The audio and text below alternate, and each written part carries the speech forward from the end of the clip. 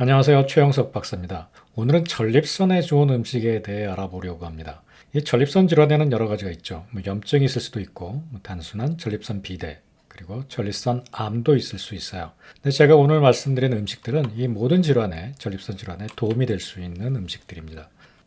저 자신도 전립선 관련 질환을 앓고 있고, 또 저희 가족력에 전립선 암도 있기 때문에 예전부터 많은 자료들을 검색하고 또 연구 논문들을 보고 제가 의도적으로 가능한 한 자주 먹고 있는 음식들이 이 세 가지입니다. 첫 번째 토마토, 두 번째 브로콜리, 그리고 마지막으로 콩이에요.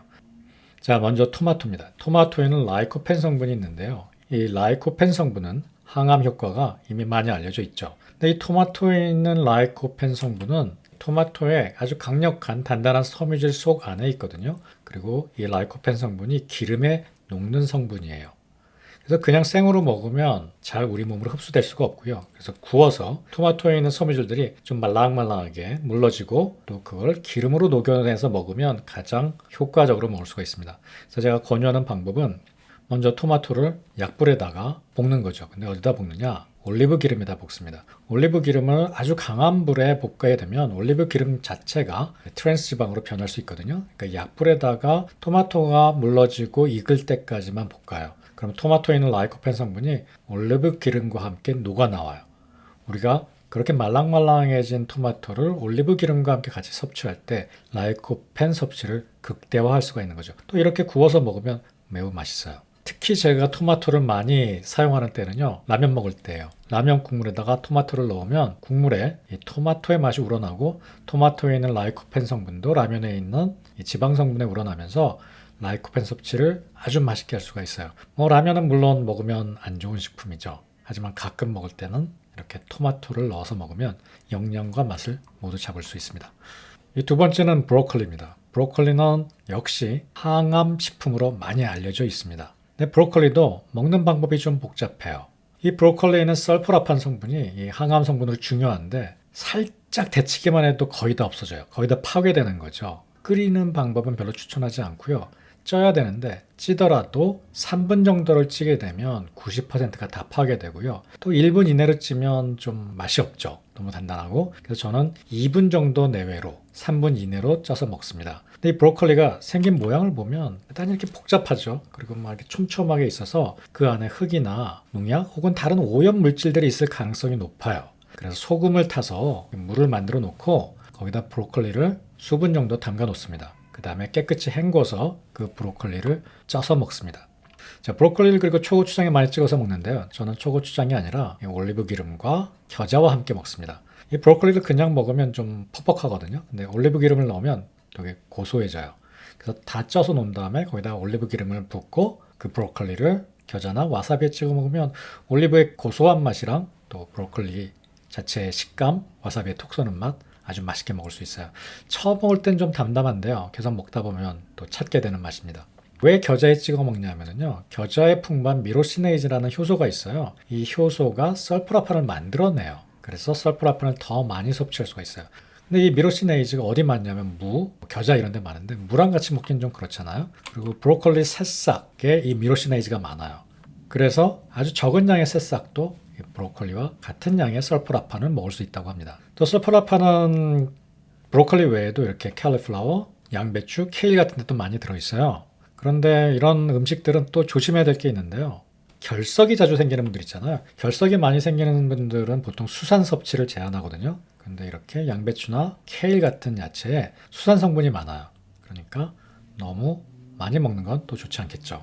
브로콜리는 제가 가능한 한 자주 먹으려고 하는데요. 먹는 방법도 좀 복잡하고 또 번거롭죠. 그래서 저는 일주일에 2번씩은 꼭 먹으려고 하는데 이 연구 논문을 보면 일주일에 한 번 이상 먹었을 때 이 전립선 암이 생기는 비율이 50% 가까이 줄었다고 합니다. 자, 다음은 콩류인데요. 콩에는 에스트로겐, 파이토에스트로겐, 그러니까 에스트로겐과 유사한 성분이 들어있거든요. 근데 이 에스트로겐은 여성 호르몬이에요. 그래서 콩을 많이 먹으면 여성 호르몬과 유사한 작용을 할 수 있어요. 자, 이거는 최근에 영국에서 있었던 일인데요. 이 남자가 두유를 많이 먹은 다음에 여성형 유방이 생긴 거예요. 근데 원인을 잘 찾을 수가 없었거든요. 찾아보니까 두유를 엄청나게 많이 먹었던 거죠. 그러니까 콩에 있는 에스트로겐 성분이 여성화, 우리가 여성이 되고 남성이 되는 것은 호르몬의 비율로 결정이 돼요. 그래서 테스토스테론과 같은 안드로겐, 남성 호르몬이 많은가 아니면 에스트로겐, 여성 호르몬이 많은가 이 비율에 따라서 결정이 되거든요. 에스트로겐을 많이 먹으니까 여성화되는 신체적 변화가 나타난 거죠. 그런데 이 안드로겐 때문에 생기는 병이 몇 가지가 있어요. 뭐 여드름이 많이 나는 것도 안드로겐과 관련이 있고요. 남성 호르몬과 또 탈모가 되는 것도 남성 호르몬과 관련이 있습니다. 모두가 그런 건 아니고요. 안드로제닉 알로페시아라는 탈모 상황이 있어요. 그런 경우는 안드로겐과 관련이 있고 또 다모증, 털이 많이 나는 것, 그리고 남성만 있는 전립선도 남성 호르몬과 관련이 있어요. 근데 에스트로겐과 유사한 음질을 많이 먹으면 어떻게 될까요? 비율이 달라지죠.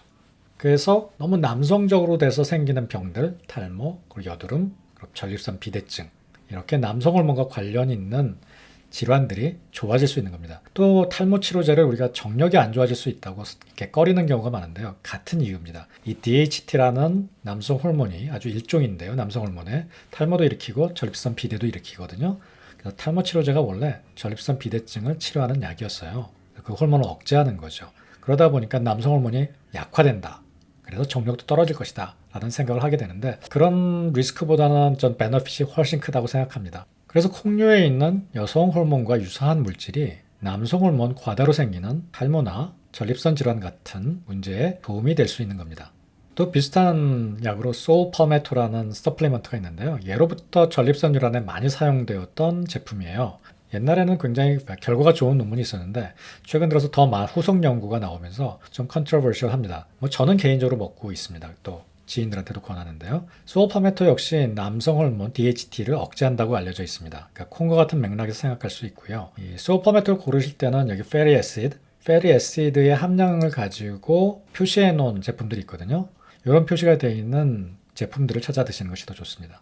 제가 최근에 저희 학생으로부터 들은 얘기인데요. 전립선 비대증이 굉장히 심한 사람이었는데 이 야관문이라는 약초를 술로 만들어 먹고 이 전립선 비대가 아주 드라마틱하게 좋아졌다고 해요. 이 야관문은 정력제로 많이 쓰이는 약초입니다. 음양과과 같은 약초고요. 이렇게 영화도 있죠. 일반화하기는 어렵지만 도움이 될 수 있는 가능성은 얼마든지 있다고 생각합니다. 그 밖에 아연, 그리고 녹차, 불포화 지방산이 많은 브라질리안 넛 같은 이런 음식들도 전립선 비대에 도움이 된다고 많은 연구가 있어요. 하지만 그 중에서 가장 제가 많이 권하는 것은 아까 세 가지. 토마토, 브로콜리, 콩류입니다. 또 전립선 비대는 오래 앉아 있으면 많이 생기기 때문에 운동을 많이 하셔야 돼요. 케겔 운동 많이 잘 아시죠? 그리고 하체를 단련해서 아까 남성 호르몬이 막 올라가는 것들이 상열감을 만들거든요. 이 키가 아래로 내려오게 도와줘야 돼요. 그래서 스쿼트라든지 등산이라든지 이런 운동을 제가 많이 권합니다. 하지 말아야 할 것은 해야 될 것보다 더 중요할 수 있는데요.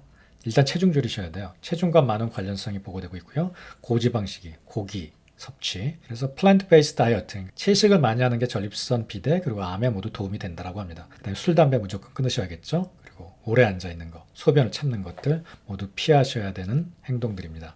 또 한약재 중에 마황이라는 약재가 있는데 이 약재가 교감신경을 흥분시켜요. 근데 교감신경이 흥분이 되면 소변을 잘 안 나오게 합니다. 전립선 비대가 있는 데다가 이렇게 교감신경을 흥분시키는 약재를 먹게 되면 이게 더 심해지는 거죠. 한약 중에는 마황이라는 약재가 교감신경을 흥분시키고요. 많은 감기약들이 이렇게 교감신경을 흥분시키는 작용을 합니다. 또 커피도 있죠. 커피도 많이 마시게 되면 전립선이 있는 경우 소변이 더 잘 안 나오게 돼서 심한 경우는 응급실에 가야 될 수도 있습니다. 자, 오늘 전립선에 좋은 음식 3가지 잘 기억하시기 바랍니다. 토마토, 브로콜리, 그리고 콩류입니다. 전립선이 걱정되시는 분들 혹은 고통받으시는 분들 제 동영상을 보시고 좋은 결과 보시기 바랍니다. 감사합니다.